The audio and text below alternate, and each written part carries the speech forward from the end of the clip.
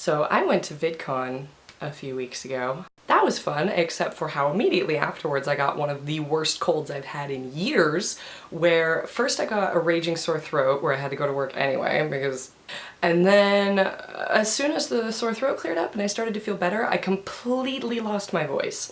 And I still had to go to work. So I was at work sounding like the cross between like a dead man and a frog, where I would just sort of croak.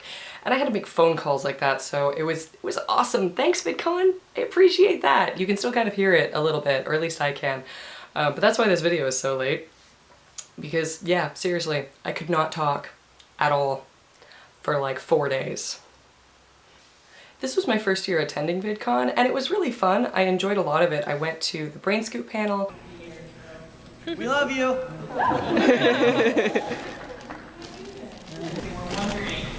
I would perform an autopsy on their body once they died and put it on the brain scoop. But they would whittle one of their bones, the bone of my choice, whatever bone of their body, and they would get it made into a charm that I could wear. Oh, that's not okay.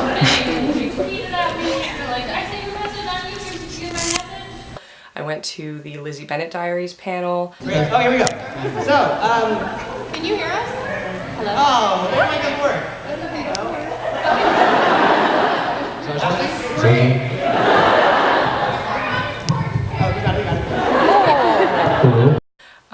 I went to the Green Brothers meetup where I completely forgot to take any video footage. I went to the Hannah Hart, Grace Helbig, Mamrie Hart meetup.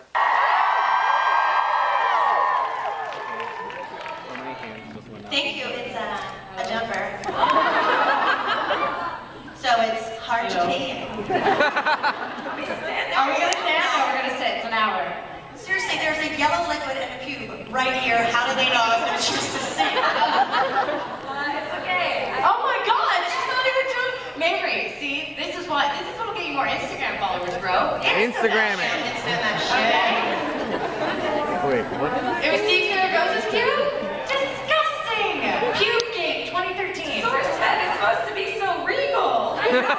We've been working on this clown act for weeks. Yeah. It's like a really terrible Three Stooges. I went to a couple signings. One signing. Sitting in line for Lizzie Bennett, and it's just right next to the Vlog Brothers line, which got closed at like 9 o'clock this morning when it opened. I'm watching people leave, and most of them are happy, and some of them are crying. I went to the Steam-Powered Giraffe show, which I'll show some footage of that later because that was really fun.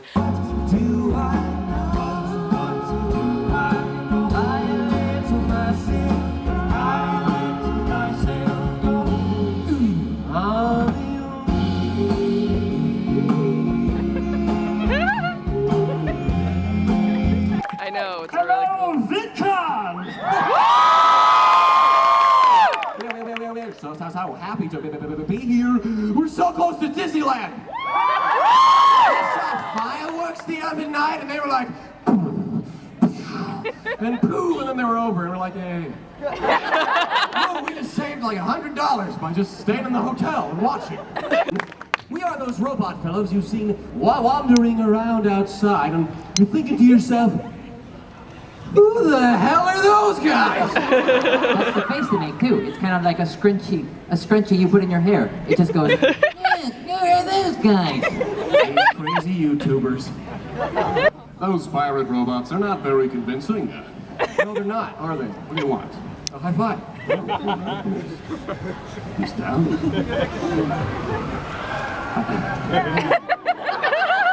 Well, until. Just make my way over there. Oh, I see. I'm second best. How's it going? No, I understand. No. Keep me hanging, bro. Fair enough. If you make that kind of face. Good evening, ladies and gentlemen, once again. We are Steam-Powered Giraffe. My name is the Spine. I was built with a titanium alloy spine. Is that it, the spine? Yes, that's my backstory. Yeah, we know. My name is Rabbit, And that was built back in 1896. You know, back when it was still illegal for women to read and write. And all the men dressed like Mr. Peanut. A priceless antique. Yes, Rabbit, you've aged like a fine milk. To keep this visually interesting, I'm gonna just let this next clip play. This is the clip from the Elizabeth Bennet Diaries signing, and you can just listen to my voice while you watch all their pretty faces. Thank you. Yeah, anyway. But I wanted to talk a little bit about my experience with it, particularly in contrast to my other convention experiences. Most recently, my experiences with Comic-Con. So I was in the Lizzie Bennet Diaries signing, and I realized that I was completely surrounded by people that were too young to drink legally. I haven't actually looked at the stats for this, but just my own anecdotal evidence is that the average age for Comic-Con is somewhere like mid-20s to mid-30s. The average age for Vidcon, I'm pretty sure, was 19. And so I never feel quite as old as when I'm surrounded by teenagers. As someone in their mid-20s who has friends that are in late 20s and 30s, they laugh at me anytime I say anything like that because they're just like, oh, you whippersnapper. Which is valid. The thing is just age is so relative. And what was even more funny was that I would hear 17-year-olds or like 19-year-olds going, oh, I'm so old. If you can't drink yet, you're not old, but I still understand that feeling. Because I'm pretty sure I had it when I was 19 because I went, oh my god, I'm not 18 anymore. Oh my god, I'm in college. As someone in their mid-20s, I don't usually experience teenagers a lot. And so when I'm then completely surrounded by them, I just sort of have these flashbacks. Because I do remember what it was like to be a teenager, but there's a difference between remembering what it's like to be a teenager and then seeing it viscerally in front of you. Because it is definitely a transition period, and teenagers have this interesting mix of cynicism and independence and youth and ignorance and naivete. I don't know how to actually pronounce that word, but you know, naiveness. And it's just really fascinating to watch how are starting to have their own opinions, not just the ones of their parents or their community. And a lot of times they're not quite there yet. But that's not to say that teenagers aren't smart or engaged or worth listening to, because they definitely are. One thing that I want to point out that I thought was hilarious, everyone signed by their face except for Allison, who plays Gigi. She decided to sign up here. Because, yeah, that's adorable. This one here, that's Bernie Sue, the producer. So yeah, I'll see you guys next time. This song is about a fish.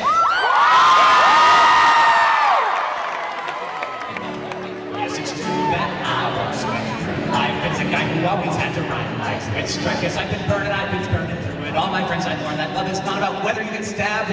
It's how slowly life gets turned. Like my friends, I found an animal who doesn't feel his pain. And my life is so much better now that I can feel his pain.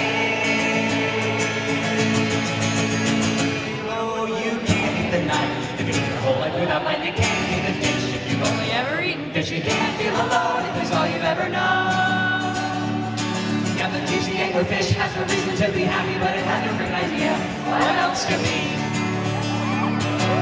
Juicy dwelling anglerfish tries to find a mate. They are always there together when it's time to procreate. See what they're guiding up and like to be on their side, and then slowly he becomes a sperm-producing parasite. Say he lives it all, he lives until she dies, and until that day he literally never leaves her side. You live your whole life without light, you can't eat a dish. You've only ever eaten fish, and you can't feel alone if it's all you've ever known. Yeah, the juicy anglerfish has no reason to be happy, but it has no freaking idea what else to be. Get me out of this despair. You simply do not feel what it's always there. It has my brain to entertain, and pain is to see that if I feel it all the time, can you really call it pain?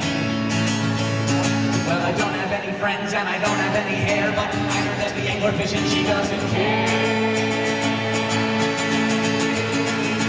Oh, you can't get a knife. You live your whole life without light. You can't eat a fish. You've only ever eaten fish. You can't feel alone. fish has no reason to be happy, but it has a freaking idea. What else